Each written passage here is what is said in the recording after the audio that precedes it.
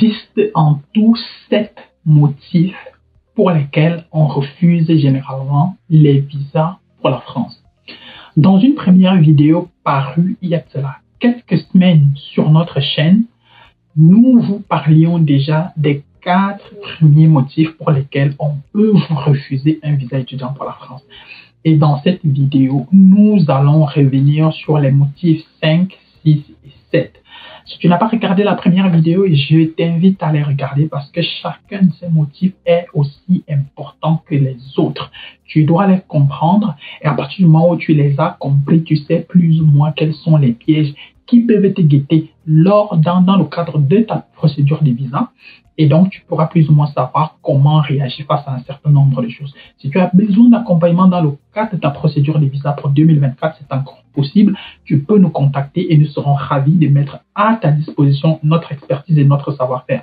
En plus d'un accompagnement visa, nous proposons aussi déjà de plus en plus des consultations visa de 30 à 60 minutes. Tu peux nous contacter via nos contacts qui sont dans la barre de description de cette vidéo, notre numéro de téléphone ou notre adresse mail.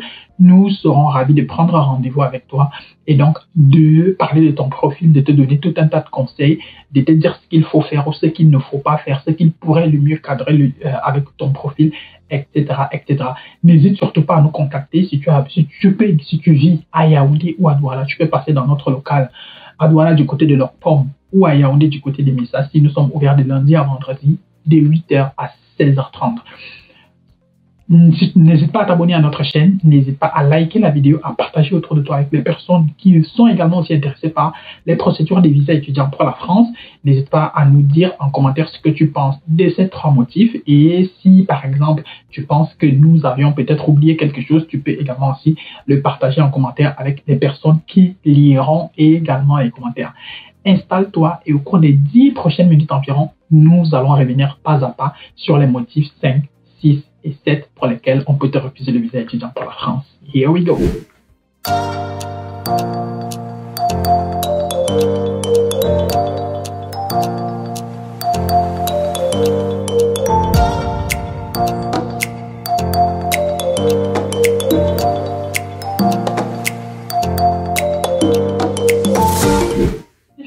Est intitulé « Les informations communiquées pour justifier les conditions du séjour sont incomplètes ou ne sont pas fiables ». Là encore, ici, il s'agit d'un motif assez vague, relativement vague, et on peut l'expliquer avec quelques exemples. Les informations communiquées pour justifier les conditions du séjour sont incomplètes et ou ne sont pas fiables. Vous devez justifier les conditions. Qu'est-ce qu'on entend par conditions du séjour? Les conditions du séjour sont liées au financement et les conditions du séjour peuvent être par exemple aussi liées au logement. Les conditions du séjour peuvent également aussi liées aux études. C'est-à-dire quoi? Si on prend le financement, est-ce que vous avez prouvé que vous avez de l'argent? Si vous avez demandé votre visa avec une autorisation de virement irrévocable, est-ce que le montant est de minimum 615 € x 12? Si ce n'est pas le cas, alors ça peut être la raison. Si vous avez demandé votre visa avec une prise en charge, la personne qui vous a signé la prise en charge, est-ce que cette personne-là, elle est solvable? Elle fait quoi comme boulot? Elle gagne combien par mois? Elle gagne combien par an?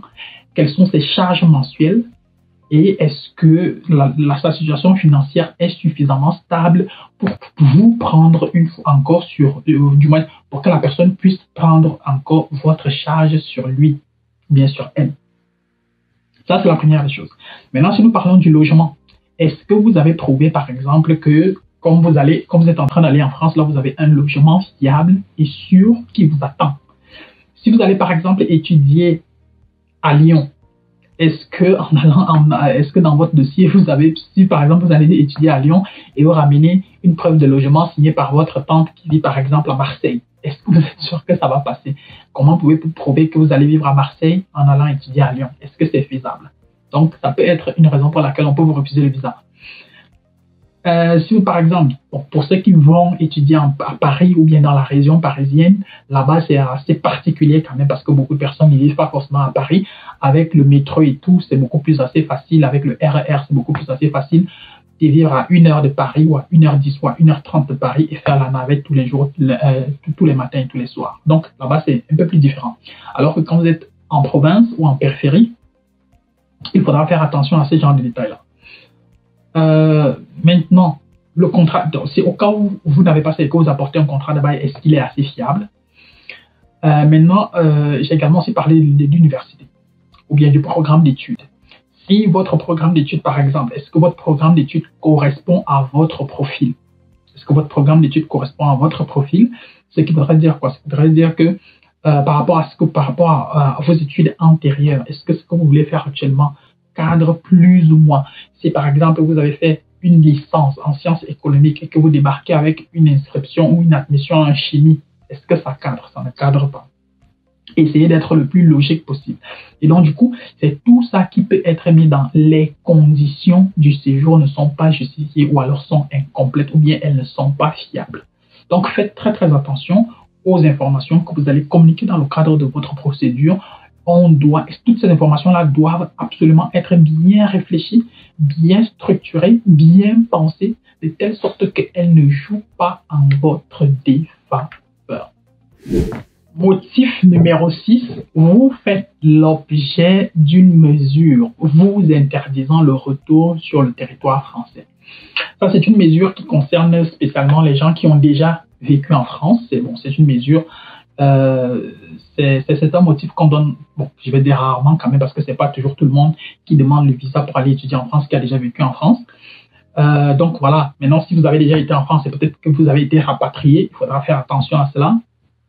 Lorsque vous avez été rapatrié, est-ce qu'on vous a signifié clairement par une note administrative ou bien une injonction ou bien une note du tribunal que vous êtes par exemple interdit de séjour en France pendant une période bien définie?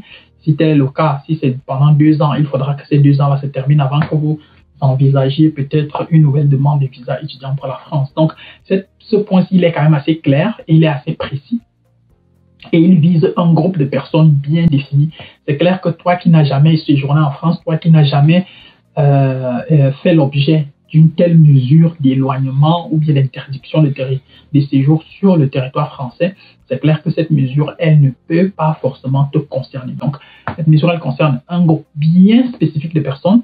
Et donc, lorsque vous engagez également sur votre procédure, il faudra prendre en considération tous ces aspects-là. Il ne faut pas vous engager en disant que non, on a oublié. Non, ce sont des informations qu'ils ont généralement gardées dans un système. Votre nom est dans un fichier et il suffira juste de taper votre nom pour voir s'il apparaît dans ces fichiers-là ou pas. Bon entendeur, salut. Motif 7, vous présentez un risque de menace pour l'ordre public, la sécurité publique ou la santé publique. Voilà. Ordre public, sécurité publique, santé publique. Santé publique, par exemple, ça peut être dans le cadre, voilà, si par exemple il y a une pandémie, un peu dans le cadre par exemple d'une pandémie comme le corona, ça peut se vérifier là-dessus. Maintenant, si par exemple vous avez un certificat médical qui dit par exemple que vous avez une certaine maladie ou une maladie qui peut plus ou moins être contagieuse, vous refusez le visa sur cette base-là. Donc, quand vous faites votre attestation médicale, quand vous faites votre certificat médical pour mettre dans votre dossier visa, faites très très attention sur ce point-ci. Maintenant, trouble à l'ordre public ou bien sécurité publique, là vraiment, ici, ça peut plus ou moins concerner par exemple les personnes avec par exemple déjà un casier judiciaire. Si votre casier judiciaire n'est plus vierge, ça peut jouer en votre défaveur ici. Au-delà du casier judiciaire qui ne serait plus vierge, ça également aussi c'est une mesure qui peut plus ou moins concerner les personnes qui se sont par le passé livrées à des activités de vandalisme ou de je ne sais pas trop quoi. Des personnes par exemple qui ont manifesté contre la France, et peut-être il faudrait que je le dise tout simplement comme ça. Donc si vous avez clairement été identifié et que par la suite vous venez demander un visa pour aller étudier en France, on peut vous refuser le visa sur cette base-ci.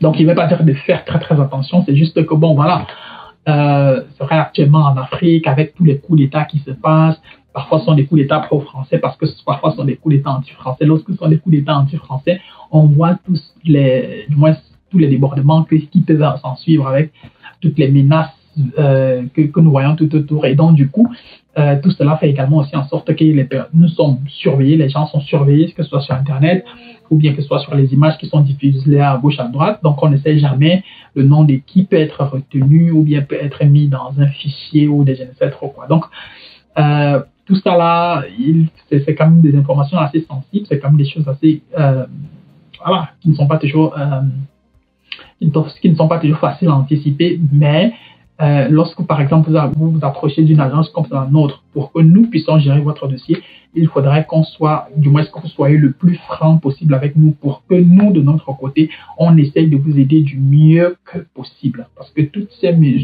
motifs, tous ces 7 motifs sont là, comme des sortes d'épées de Damoclès qui planent au-dessus de toutes nos têtes, aussi bien nous qui gérons votre procédure que vous, vu qu'il s'agit de votre procédure.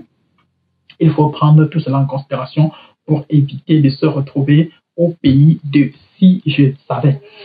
Voilà, j'espère que tu as regardé la vidéo, j'espère qu'elle t'a plus ou moins fait prendre conscience de tout ce qui t'attend. Comme je disais à l'entame de la vidéo, si tu n'as pas regardé, nous avons publié une première vidéo il y a cela quelques semaines dans laquelle nous parlions déjà des 4 premiers motifs, donc le motif 1, le motif 2, le 3 et le 4 pour lesquels on peut te refuser le visa. Et dans le cadre de cette vidéo, nous avons évoqué les motifs 5, 6 et 7. Donc, si tu n'as pas regardé la première vidéo, va également aussi la regarder parce qu'elle va très certainement t'intéresser. Elle se trouve dans la liste des vidéos qui sont ici sur notre chaîne. Voilà. Si tu n'es pas encore abonné à notre chaîne, n'hésite pas à t'abonner. Si tu as besoin d'accompagnement, n'hésite pas à nous contacter ou bien à nous contacter. Bref, tu peux nous contacter via nos numéros ou bien notre adresse mail.